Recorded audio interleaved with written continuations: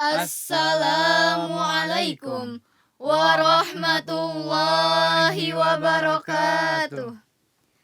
Alhamdulillah, alhamdulillahi wa kafa.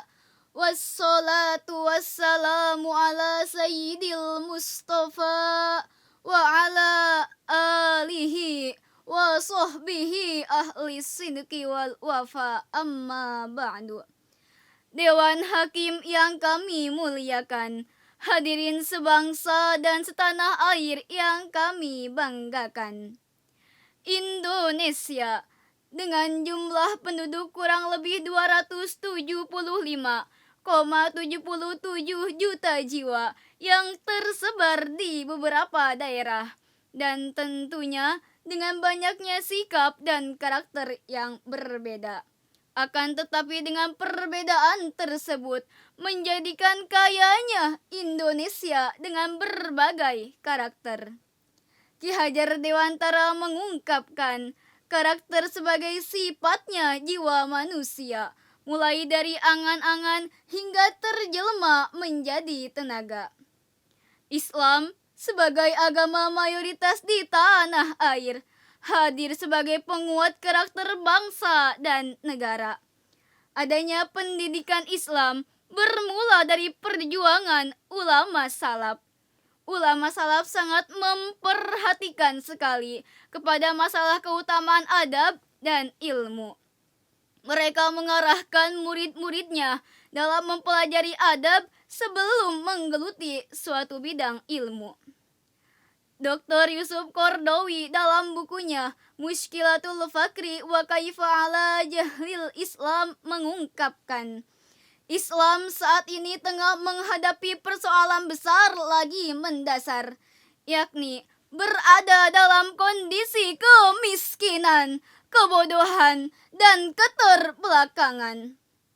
Profesor Dr. Nurholis Majid pun menegaskan, Islam memiliki ajaran yang visioner dan revolusioner.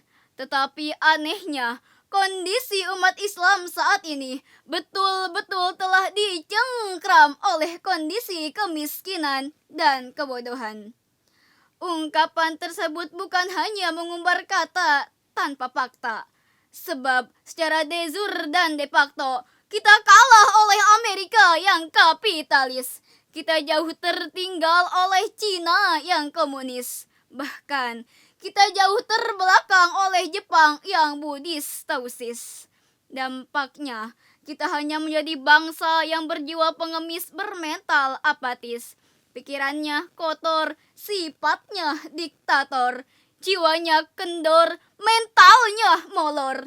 Kerjaannya hanya melihat TikTok yang lagi goyang pargoy. Demikianlah potret nyata rendahnya sumber daya manusia yang berefek langsung kepada kondisi bangsa dan negara.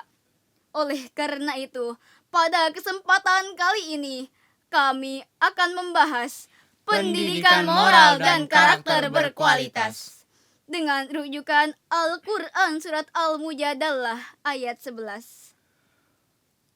أعوذ بالله من الشيطان الرجيم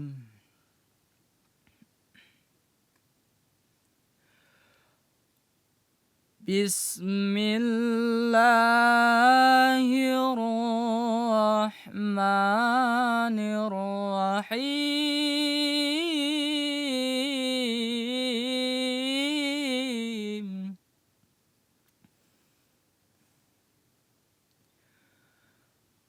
يا أيها الذين آمنوا إذا قيل لكم تفسحوا في المجالس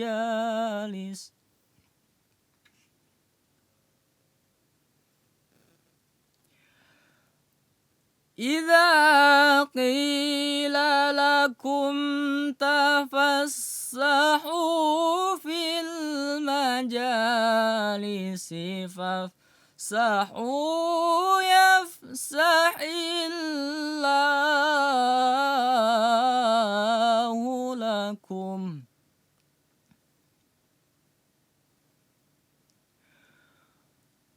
وإذا قيل انشزوا فانشزوا يرفع الله الذين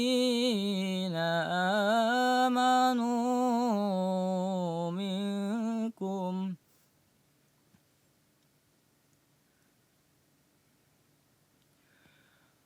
والذين أوتوا العلم درجات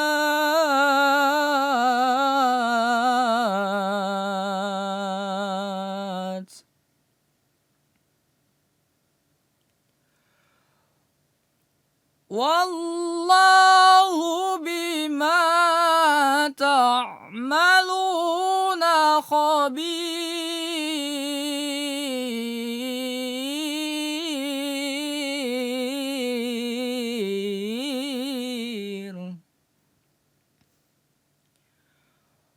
والله بما تعملون خبير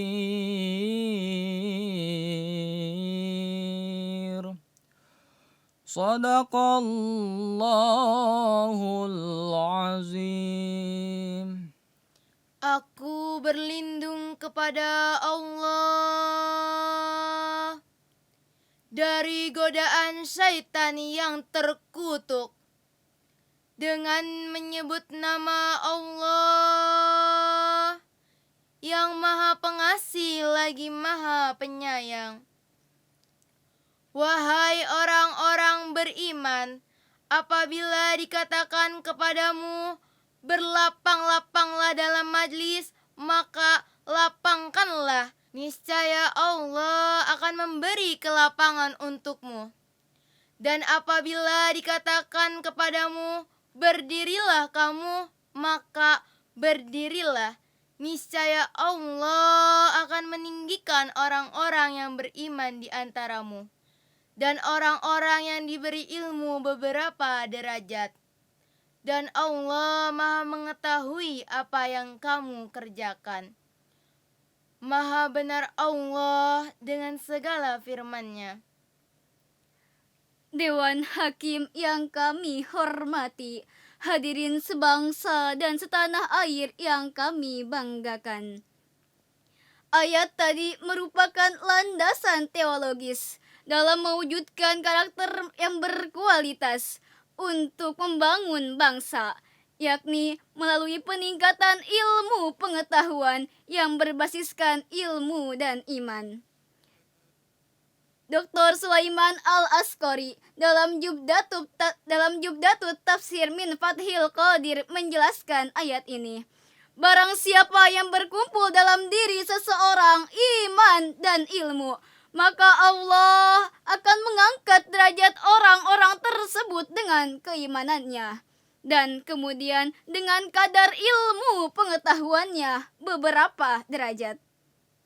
Dengan demikian, untuk menyiapkan karakter yang berkualitas, kita harus menciptakan pendidikan yang berbasiskan iman dan ilmu. Sehingga nantinya akan terciptalah sumber daya manusia yang handal dan personal yang profesional.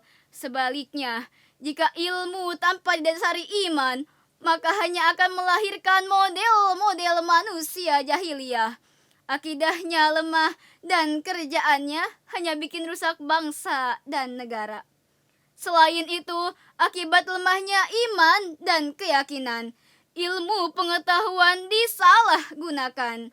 Yang seharusnya menuntun pada jalan kebaikan, malah menjerumuskan pada tingkat kebiadaban, kezoliman, dan kesewenang-wenangan. Mari kita perhatikan akhir-akhir ini. Angka-angka kejahatan banyak dilakukan oleh orang-orang berpendidikan, berilmu, dan berwawasan. Kita perhatikan, orang-orang miskin kalau mencuri hanya untuk makan sehari-hari. Orang-orang bodoh pun kalau mencuri hanya untuk sesuap nasi. Tapi jika maling-maling berpendidikan, mereka beraksi dengan bersenjatakan pena, mengutak-atik data, memanipulasi data, hanya dengan sekejap mata. Mereka mampu merogoh uang negara dengan nilai miliaran rupiah. Bukankah saat ini kita sedang dibikin bingung?